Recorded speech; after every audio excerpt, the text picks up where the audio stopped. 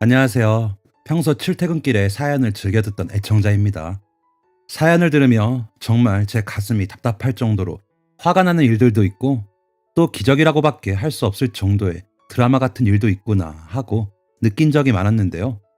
그런 사연들 하나하나 같이 웃고 후련해하기도 하며 살다 보니 저에게도 기적 같은 일이 생겼습니다. 어디에다 자랑을 하고 싶어도 마땅히 얘기할 것도 변변치 않아 익명의 힘을 빌려 이렇게 사연 보내봅니다. 저는 현재 20대 후반의 남성으로 어디에서나 볼 수 있는 그런 특별하지 않은 인생을 살아왔습니다. 성격도 무던하고 모난 데 없어 그저 평범하고 넉살 좋은 사람이라고 다들 생각하실 거예요. 하지만 이런 저에게도 누구에게도 말할 수 없는 상처가 있었습니다.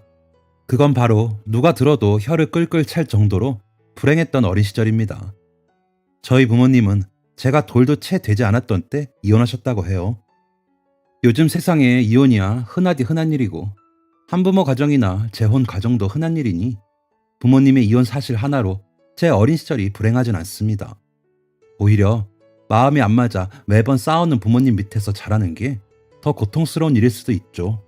하지만 저희 부모님은 성격 차이가 아니라 어머니의 외도가 이혼의 원인이었다고 해요. 어머니는 저를 낳고 몸조리를 끝내자마자 할머니께 저를 맡겨두고 시장을 갔다 오겠다거나 이웃집 아주머니를 만나고 온다는 거짓말을 하고 항상 집 밖으로 나돌았다고 합니다. 그렇게 거짓말을 쳐 저를 떼놓고 나서는 다른 남자와 외도를 저질렀던 거죠. 외도의 상대는 어머니가 결혼 전에 잠깐 다녔던 공장에서 만난 동료라고 해요. 더 이상 공장에서 일하기 싫다며 저희 아버지께 결혼을 요구하며 집에서 살림을 살겠다 하고는 집안일은 할머니께 맡기고 바람이 나버린 거죠. 건설 현장에서 일하셨던 아버지는 그것도 모르고 퇴근하고 제대로 푹 쉬지도 못하고 거의 눈만 붙였다가 이른 아침부터 일하러 가시곤 했습니다. 어머니가 더 이상 일을 하지 않고 살림하겠다 선언했으니 아버지가 더 열심히 벌어야겠다고 생각하신 거죠. 하지만 어머니는 뻔뻔스럽게도 본인이 먼저 아버지께 외도 사실을 말하며 더 이상 사랑 없는 결혼 생활은 이어가지 못하겠으니 저를 버리고 떠나겠다며 짐을 싸서 나갔다고 합니다. 남겨진 아버지는 너무나도 큰 충격과 배신감에 매일 밤을 술로 지새우고 페인처럼 사셨다고 해요. 그런 아버지를 일으켜 세운 건 할머니였습니다. 할머니는 속된 말로 저희 어머니는 미친 여자며 인간도 아닌 여자인데 그 여자 때문에 네가 그렇게 남들 못 볼 꼴로 지내면 되겠냐며 윽박 지르셨다고 해요. 그리고 저는 할머니가 책임지고 키울 것이니 더러운 것 밟았다 생각하고 훌훌 털고 일어나라며 매일 용기를 북돋아 주셨대요. 어머니 대신 살림을 몽땅 하면서도 아버지께 불평 한마디 안 했다던 할머님도 배신감이 무척이나 크고 화가 나셨을 텐데 아버지가 충격을 받아 자리에서 일어나지 못하시니 할머니는 티 한 번 안 내시고 아버지께 힘이 되어주시려고 한 거죠. 처음에는 꿈쩍하지 않던 아버지도 할머니의 끈질긴 노력에 마침내 훌훌 털고 일어나 다시 저희 집안의 튼튼한 기둥이 되어주셨습니다. 이전에는 하루 종일 일하는데도 수고했다 한마디 없이 월급이 적다고 불평하는 어머니 때문에 보람도 없고 무척이나 힘들었는데 그런 어머니가 없어지고 나니 아버지 마음도 훨씬 더 편해지셨다고 해요. 집에 와서는 할머니께서 아버지가 좋아하는 반찬에서 기다리고 계시고 하루가 다르게 커가는 저를 보는 것이 무척이나 힘이 되었다고요. 그렇게 아버지와 함께 세 식구로 살 때가 가장 행복했습니다. 편의상 어머니라고 지칭은 했지만 저 역시 그 여자가 저를 낳아줬을 뿐이지 어머니로서 아무것도 해준 게 없고 제가 정말로 사랑하는 저희 할머니와 아버지를 힘들게만 했을 뿐이라 어머니라 생각하지도 않고 그렇게 부르지도 않아요. 앞으로 두 번 다시 제 인생에 나타나는 일이 없기만 바랄 뿐이죠. 아무튼 어머니의 존재가 없어도 할머니와 아버지의 사랑에 저는 부족함이 없이 잘 자랐습니다. 같이 살 때도 어머니가 저에게 어찌나 무관심했던지 어머니라는 여자가 나가고 난 뒤에도 제가 단 한 번도 그 여자를 그리워하거나 찾았던 적이 없대요. 오히려 아버지가 늦게 들어오신다고 보채는 정도였다고 합니다. 제 입장에서도 할머니를 오히려 엄마라고 느끼면서 자랐어요. 형제도 없었고 가정 형편상 유치원도 다니지 못했기 때문에 어린 시절의 저에겐 할머니와 아버지가 전부였죠. 가난했지만 항상 웃음이 끊이질 않는 그때가 가장 행복하고 즐거웠어요. 어릴 때는 영원히 그렇게 세 식구 오순도순 웃으며 살 줄 알았죠. 하지만 하늘은 정말 무심하게도 애써 웃으며 살아가던 저희 가족에게 또 한 번의 시련을 안겨주었습니다. 제가 초등학교에 들어간 지 얼마 되지 않았을 때였어요. 평소처럼 건설 현장으로 출근하신 아버지가 추락 사고를 당했다고 하더군요. 안전모를 착용하고 있었지만 받은 충격이 무척이나 커 중상이라는 이야기를 들었습니다. 그날은 아직도 생생하게 기억이 나요. 평소처럼 학교에서 아이들과 운동장에서 뛰어놀다 수업 시간 종이치고 불이 나게 들어왔는데 담임 선생님이 이상하게 교실에 안 들어오시더군요. 이상하다 생각한 것도 잠시 저희들끼리 긴장이 풀어져 막 장난을 치고 노는데 담임 선생님이 들어오셔서 조용히 제 이름을 불러 복도로 데려갔습니다. 그리곤 아버지가 사고를 당해서 빨리 병원으로 가야 한다며 혹시 가족들 중 데리러 올 수 있는 사람이 있냐고 물어보시더군요. 아침에도 인사를 하고 너무나 멀쩡한 모습으로 출근하신 아버지이기 때문에 사고 소식이 더더욱 비현실적으로 느껴졌어요. 너무 어릴 때라 그런지 아버지의 사고 소식보다는 저를 데리러 올 가족이 없어 아버지를 보러 가지 못한다는 사실이 더 서럽게 느껴지더군요. 제가 울먹이기 시작하자 담임 선생님이 택시를 불러 목적지를 말해주시고 결제도 대신 해주셨어요. 택시를 타고 병원에 가면서부터 점점 상황을 파악했고 덜컥 겁이 나서 눈물이 마구 쏟아지기 시작했습니다. 병원에 도착하니 그 씩씩하던 할머니가 거의 실신 상태로 바닥에 아무렇게나 쓰러져 있었어요. 제가 엉엉 울며 할머니를 부여잡으니 할머니가 귀신이라도 본 듯이 혼이 나간 표정으로 제 얼굴을 잡고 속삭이던 말씀이 아직까지 귓가에 울립니다. 아이고 내 새끼, 우리 지역이 불쌍해서 오야노. 애비야 힘을 내라. 힘을 내서 우리 지역이 학교 졸업하는 것도 보고 장가가는 것도 봐야지. 애비야, 내 아들아, 죽지 마라. 죽지 마. 수술실 앞에 있는 긴 의자에 앉아 할머니는 제가 울다 지쳐 잠들 때까지 저를 안고 그 말만을 반복하시며 기도를 드렸습니다. 하지만 그렇게 열심히 하늘에 올린 기도에도 불구하고 아버지는 혼수 상태로 중환자실에 몇 달을 누워 계시다가 그만 영원히 돌아오지 못하는 길을 가버리셨어요. 그렇게 저에겐 할머니 한 분만 남게 되었습니다. 아버지 장례식 날 어떻게 사람에게서 그렇게 많은 눈물이 나올까 싶을 정도로 많이 우셨던 할머니는 아버지를 보내드리고 오는 길 제 눈을 보고 똑똑히 말씀하셨습니다. 무슨 일이 있어도 제가 성인이 될 때까지는 절대 제 곁을 떠나지 않고 지켜주겠다고 말입니다. 너무 어리고 아버지를 잃은 슬픔이 컸던 저는 할머니가 무슨 말씀을 하시는지 정확히 알지도 못했지만 그저 할머니가 제 곁을 떠나지 않겠다는 말에 무척이나 안심했어요. 매일 밤을 울다가도 할머니 손길을 받으면 잠이 스르륵 오곤 했죠. 그렇게 저는 할머니의 사랑으로 어린 시절을 버텨낼 수 있었습니다.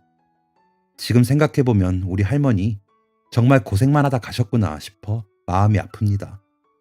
아버지가 돌아가셨을 때 1년에 가까워져가는 나이였는데도 혹처럼 남아있는 손자인 저 때문에 평생을 쉬지도 못하고 일만 하셨거든요.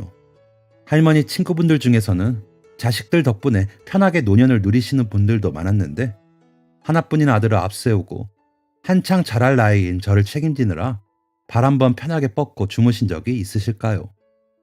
할머니는 제가 태어나기 전부터 시장에서 과일을 팔아 아버지를 키우셨는데 저 때문에 그만둘 생각도 하지 못하시고 평생을 과일 장사만 하셨습니다. 그래도 번 돈을 할머니 혼자 쓰셨다면 돈도 꽤 모았을 테니 가게를 하나 얻어 편하게 장사를 하실 수도 있었을 텐데 저 때문에 쓰는 돈이 2~3배가 되다 보니 가게가 갈수록 어려워졌죠. 그 차디찬 시장 바닥에 빨간 소쿠리 하나 놔두고 비가 오나 눈이 오나 과일을 팔며 고생만 하셨고 그렇게 힘들게 버는 돈도 모자라 집에 와서는 동네에서 바느질거리 같은 소일거리 하시며 생계에 보태셨어요. 그렇게 힘들게 일만 하시던 할머니는 정말 거짓말처럼 제가 성인이 된 지 얼마 되지 않았을 때 너무 졸리다며 일찍 잠자리에 드셨다가 다시 깨어나지 못하셨습니다. 저 때문에 일을 너무 많이 하셔 사는 게 고되셨는지 아니면 아버지가 너무 보고 싶으셨는지 제대로 된 효도 한번 해드리지 못했는데 너무나도 빨리 하늘로 가버린 할머니 생각에 저도 따라 하늘로 가고 싶다고 생각할 정도로 힘들었어요.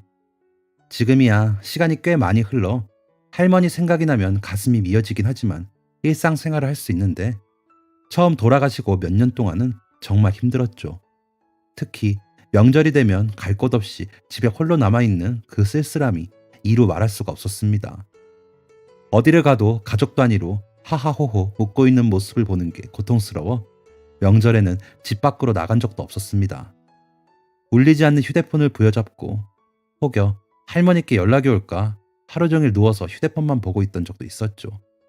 연락이 오지 않을 걸 당연히 알면서 말입니다. 얼마간 몇 번의 명절을 그렇게 보내다 보니 명절이 다가오기만 해도 스트레스를 받고 너무 힘들더군요.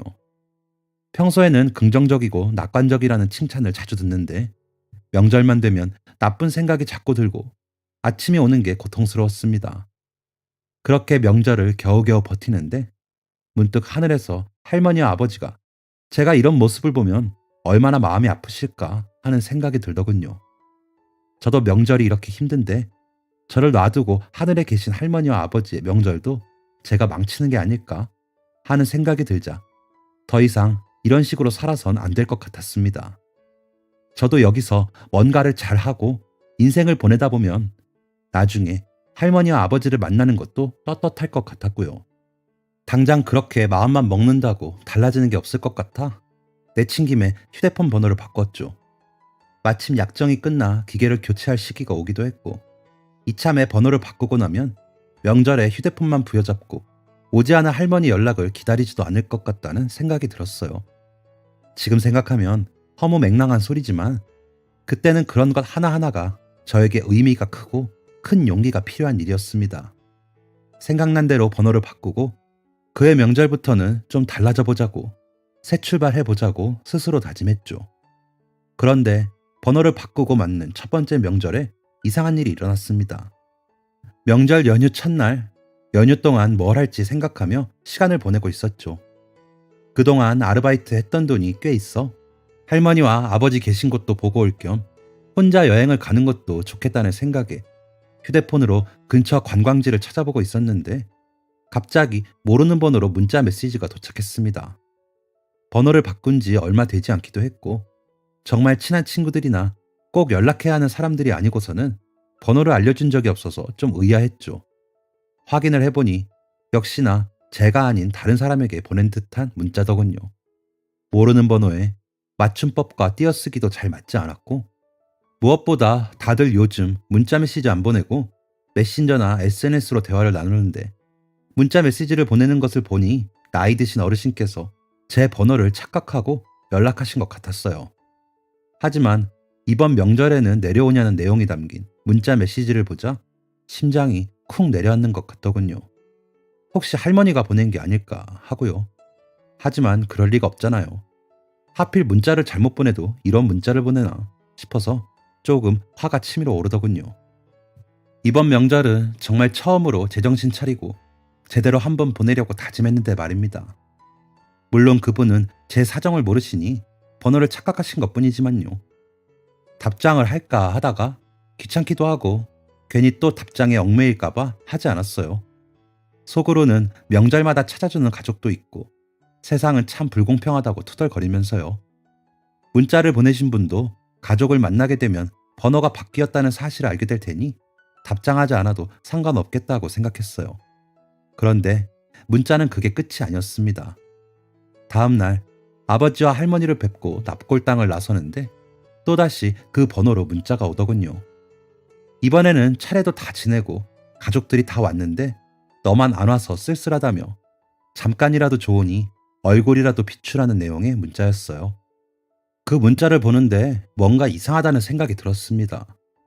가족들이 다 모여 있는데도 계속 제 번호로 문자를 보낸다는 게 상식적으로 안 맞잖아요.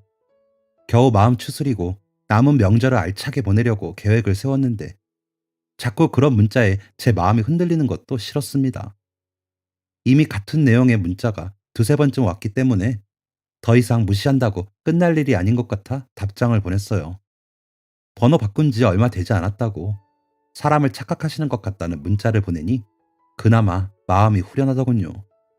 하지만 그것도 잠시 전화가 걸려오기 시작했습니다. 이제 조금 무서운 마음까지 들더라고요. 몇 번 무시했는데도 계속 끈질기게 전화가 울려 어쩔 수 없이 전화를 받았어요. 받고 보니 예상한 대로 나이 지긋하신 할머니시더라고요. 제가 전화를 받자마자 다급한 목소리가 들렸습니다. 여보세요? 성준이니? 그게 무슨 말이야? 번호가 바뀌었다니. 아, 네. 제가 번호 바꾼 지 얼마 안 되었다고요. 그래서 이 번호가 어르신 손잡은 번호가 아닌 것 같아요. 자꾸 전화가 와서 제가 조금 힘드니까 이제 그만해 주시면 좋겠어요. 아니, 그게 무슨 말이야. 성준아, 목소리도 성준이구만. 아이고, 우리 손자. 이 번호가 우리 손자 번호가 맞는데 그게 무슨 말이냐고. 너 무슨 일 있어? 왜 집에를 안 와? 아니, 그게 아니라요. 전화 속 할머니는 아무리 제가 번호가 바뀌었고 손자가 아니라고 설명을 해도 도저히 받아들이지를 않고 똑같은 이야기를 반복하시더라고요. 그러면서 왜 집에 오지 않냐며 성화를 부리시며 아무리 바빠도 몇 년째 집에 안 오는 건 아니지 않냐고 혼을 내시는데 정말 답답해서 팔짝 뛸 지경이더군요. 괜히 전화를 받았다는 생각이 들면서 슬슬 화가 나기 시작했어요. 그런데 제가 도저히 참을 수 없이 한계에 다다라서 화를 벌컥 내려고 할 때 전화 속에서 실랑이가 일어나는 소리가 들리더니 갑자기 누군가 벌컥 화를 냈습니다. 어머니, 그만 좀 하세요. 성준이 죽었다고요. 제가 몇 번을 말하잖아요. 누군가 벌컥 화를 내며 소리를 지르자 그전까지 제가 자신의 손자가 맞다며 바락바락 우기며 혼을 내시던 할머니께서 순식간에 조용해지셨습니다. 너무 갑작스럽게 찾아온 정막에 저는 너무 당황했어요. 무슨 상황인지 알아차리기도 전에 그냥 너무 당황스러워서 전화를 끊으려고 했습니다. 그런데 화를 벌컥 낸 남자분이 전화를 바꿔 받으시곤 저에게 정중하게 사과를 하시더라고요. 여보세요? 아유, 죄송합니다. 저희 어머니가 조금 아프세요. 귀찮게 해드려 죄송합니다. 사용하시는 전화번호가 저희 아들이 죽기 전 사용했던 번호인데 어머니가 자꾸 손자가 죽었다는 걸 받아들이질 못하시고 매 명절마다 이러시네요. 이전까지는 이 번호를 사용하시는 분이 없어 괜찮았는데 하필 받으신 번호가 저희 아들 번호였나 봅니다. 명절인데 귀찮게 해드려서 정말 죄송해요. 목소리를 들으니 저희 아버지가 살아계셨다면 동년배가 되었을 것 같은 나이신 것 같았습니다. 그러니 죽은 손자도 저와 나이가 비슷했겠죠. 무슨 상황인지 알고 나니 할머니께 답답해서 저도 모르게 언성을 높인 게 너무 죄책감이 들더라고요. 저 또한 할머니 아버지를 떠나보내고 죽을 만큼 힘들었던 시간이 너무나도 길었기 때문에 할머니의 절망감이 얼마나 큰지 느낄 수 있었습니다. 할머니의 아들이라고 밝힌 남자분께서는 저에게 할머니가 앞으로도 문자가 계속 올 건데 그냥 무시하거나 번호를 차단해도 괜찮다고 하시며 찝찝하시다면 번호를 바꾸라고도 권유해 주시더군요. 마음이 아파 제대로 대답도 하지 못하고 괜찮다고 할머니 잘 챙겨주시라고만 대답하고 전화를 끊었네요. 그날 하루는 여러모로 찜찜하고 기분이 좋지 않았습니다. 예전 명절처럼 저 혼자만 누구에게도 환영받지 못하고 힘든 명절을 보낸다는 우울감으로 힘들었던 건 아니지만 왠지 할머니의 가족이 많이 걱정되었습니다. 아니나 다를까 할머니는 다음 날도 그 다음 날도 연락이 오셨어요. 아마 치매 기운이 조금 있으신지 있었던 일을 자꾸자꾸 깜빡하시는 경향이 있으신 것 같았습니다. 할머니의 아들과 전화를 하기 전까지는 마냥 문자가 귀찮고 자꾸 제 마음을 흔드는 것 같아 화가 났는데 상황을 알고 나니 손자가 아니라 문자에 답장을 보내지 못하는 게 너무 죄송하고 마음이 아프더군요. 할머니의 아들분 말씀대로 차단을 할까 생각했지만 마음에 짐이 생기는 기분이라 차마 차단까지는 못하고 그대로 문자를 받고만 있었습니다. 그러다가 문득 이런 생각이 들더군요. 저도 할머니가 그리워 명절을 매번 우울하게 집안에서만 보냈고 여기 계신 할머니는 죽은 손자가 그리워 매번 손자 번호로 문자를 보내시니 저도 할머니께 문자 드린다는 마음으로 답장을 보내면 어떨까 하고요. 그래서 명절이 끝나기 직전 장문의 답장을 드렸습니다. 할머니 잘 지내시죠? 저도 잘 지내요. 이번 명절은 일이 많이 바빠서 못 찾아뵙네요. 그래도 제가 할머니 사랑하는 거 아시죠? 항상 건강 조심하시고 다음에 또 제가 보고 싶으시면 연락 주세요. 언제든지요. 용기를 내어 이렇게 답장을 보내니 잊을만 하면 울리던 휴대폰이 잠잠해졌습니다. 제 마음도 한결 가벼워지더군요. 할머니는 사실 손자번호로 온 답장이 받고 싶으셨던 것 같았습니다. 저도 할머니께 보낸다는 마음으로 문자를 드리고 나니 마음속에 진 응어리가 많이 없어진 것 같았어요. 그렇게 끝날 줄 알았던 할머니와의 인연은 그 다음 명절에도 이어졌습니다.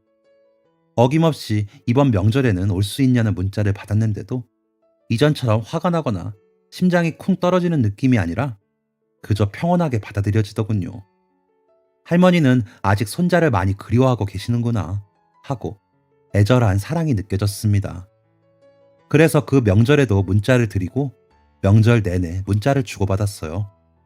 그 뒤로는 오히려 제가 할머니가 신경이 쓰여 명절이 아니라도 어딘가에서 예쁜 꽃이나 하늘을 보면 사진을 찍어 보내드리고 간간히 밥 드셨냐, 감기가 유행이라는데 조심하시라는 내용의 문자도 보내드렸습니다. 얼굴은 뵌 적 없지만 그렇게 문자를 주고받는 기간이 1년 정도 이어지니 정말 저희 할머니처럼 느껴지더군요. 할머니도 저에게 밥 잘 챙겨 먹고 집에 와서 손도 잘 씻고 따뜻하게 하고 자라며 맞춤법이 틀려 제대로 읽기도 힘든 문자를 보내주셨습니다. 가끔은 전화도 걸려왔고요. 할머니의 손자분이 어떤 분인지 전혀 알지 못했기 때문에 그냥 저는 저희 할머니와 전화를 한다는 마음으로 통화를 했어요. 그렇게 기묘한 가족으로 지내면서 제 마음도 많이 편안해지고 더 이상 명절이 오는 게 그렇게 싫지만 않더라고요. 적어도 저에게는 명절에 연락을 보내주시는 성함도 모르고 얼굴도 모르지만 그래도 제 생각을 해주시는 할머니가 한 분 계시다는 생각이에요. 그러던 작년 가을쯤 늦은 밤에 모르는 번호로 전화가 걸려왔습니다. 워낙 늦은 밤에 걸려온 전화라 놀라며 받으니 할머니 아들분이라고 하더군요. 할머니가 건강이 많이 안 좋아지셨다고요. 갑작스런 소식에 놀라 멍해지더군요. 말없이 전화를 받고 있었는데 할머니의 아들분이 예상치 못한 부탁을 하셨습니다. 다름이 아니라 어머니께서 지혁 씨를 많이 보고 싶어 하세요. 자꾸 어려운 부탁을 해서 죄송하지만 혹시 시간이 나실 때 어머니와 한 번만 시간을 보내주실 수 있을까요?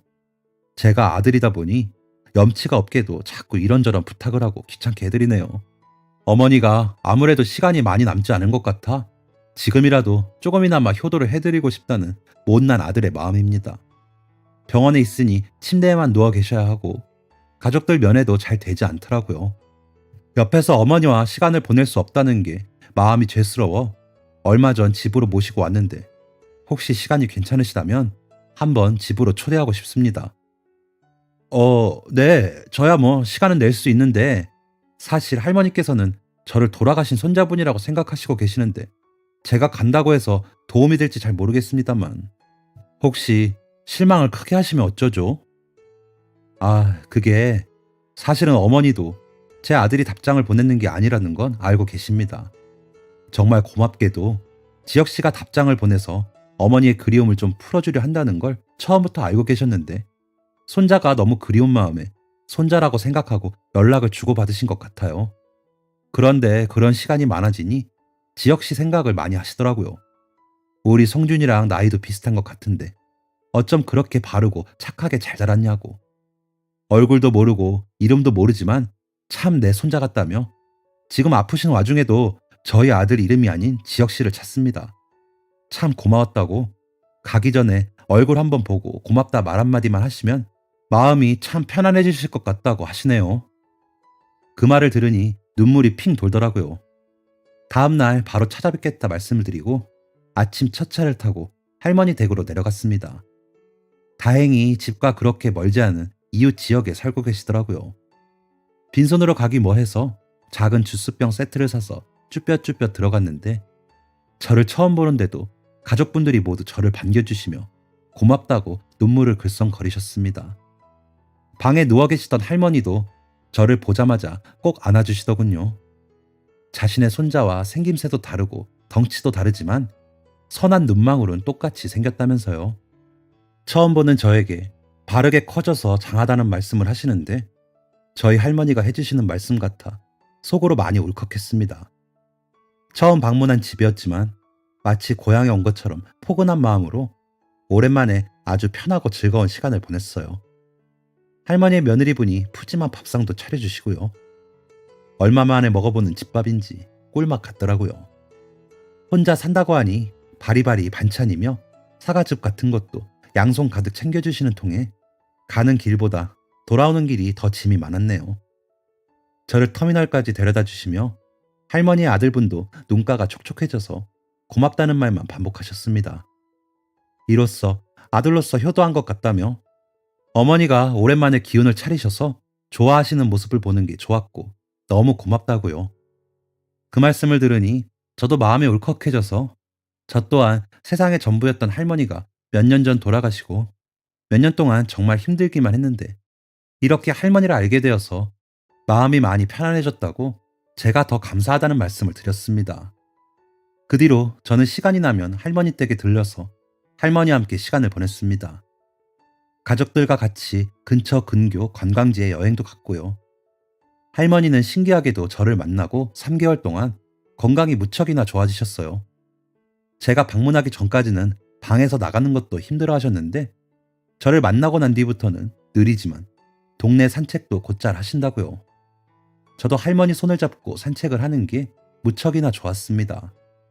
힘들게 일만 하다 돌아가신 저희 할머니와 함께 산책을 하는 기분이 들기도 했어요. 할머니가 힘들어 하시면 업고 동네를 천천히 걷다가 들어오기도 하고 유튜브나 인터넷을 뒤져 함께 가기에 힘든 먼 해외의 모습을 보여드리며 방에서 시간을 보내기도 했어요. 그렇게 행복한 시간을 3개월 정도 보내다가 얼마 전 할머니가 영영 돌아가시게 되었습니다.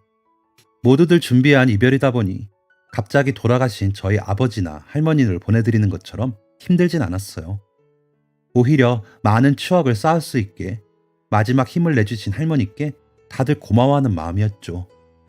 하지만 할머니를 보내드리고 돌아오니 마음이 무척이나 텅 비더라고요.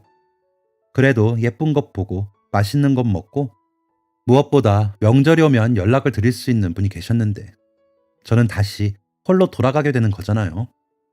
마음이 많이 쓸쓸했지만 그래도 가끔 꺼내볼 추억이 생겼다는 것에 감사하며 살아가려고 했어요.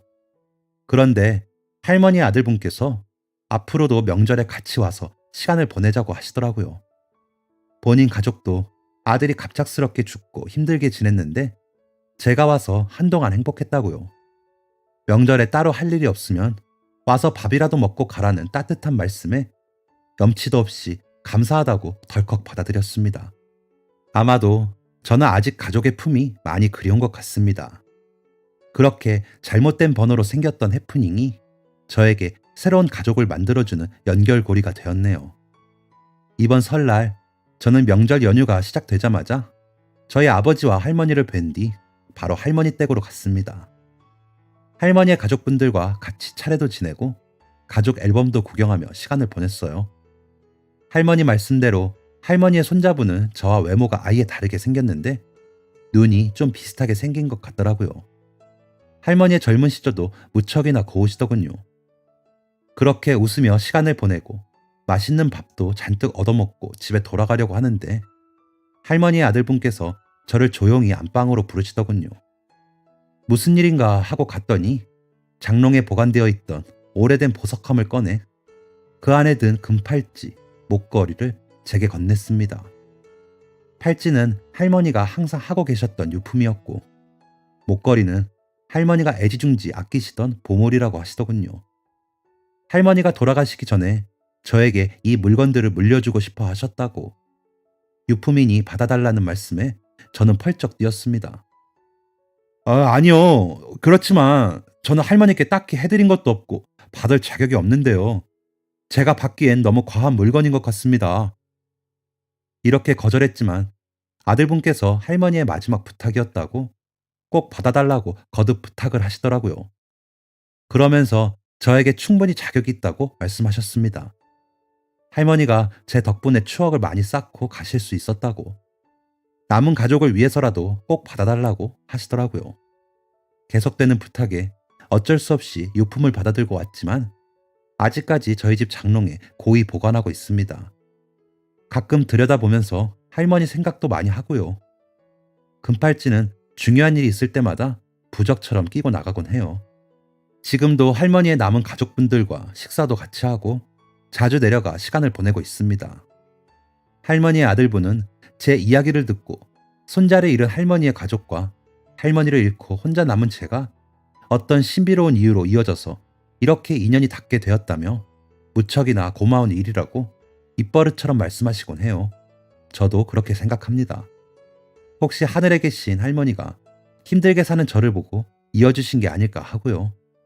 마침 혼자서도 잘 살아보겠다며 번호를 바꾼 저에게 이렇게 소중한 인연이 생겼다는 게 과연 정말 우연이라고 할 수 있을까 하는 마음도 듭니다.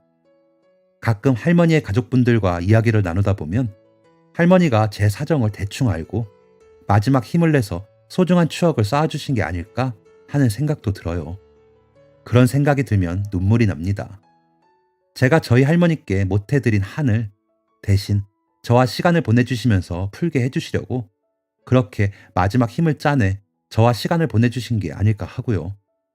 무엇이 어떻게 되었든 저는 우연히 이어진 이 소중한 인연의 끈을 끝까지 놓지 않을 생각이에요. 나중에 하늘에 가게 되면 저의 할머니, 아버지, 그리고 이번에 돌아가신 새로 생긴 할머니께도 부끄럽지 않은 훌륭한 사람으로 나타나고 싶습니다. 앞으로 열심히 노력해야겠죠. 지금쯤은 하늘에 먼저 가 계신 저희 할머니와 만나셨을 수도 있을 것 같아요. 그동안 감사했다는 말 직접 전할 수 없어 여기에 대신 보내봅니다. 언젠가 시간이 흘러 다시 만나게 될 때까지 건강히 잘 지내셨으면 좋겠습니다. 그곳에선 아프지 마시고요. 멋진 사람이 되어서 다시 만나게 되면 재미있는 이야기 많이 들려드리겠습니다. 감사합니다, 할머니. 지금까지 사연 들어주셔서 감사합니다. 사연이 재밌으셨다면 구독과 좋아요를 눌러주세요. 감사합니다. 안녕히 계세요.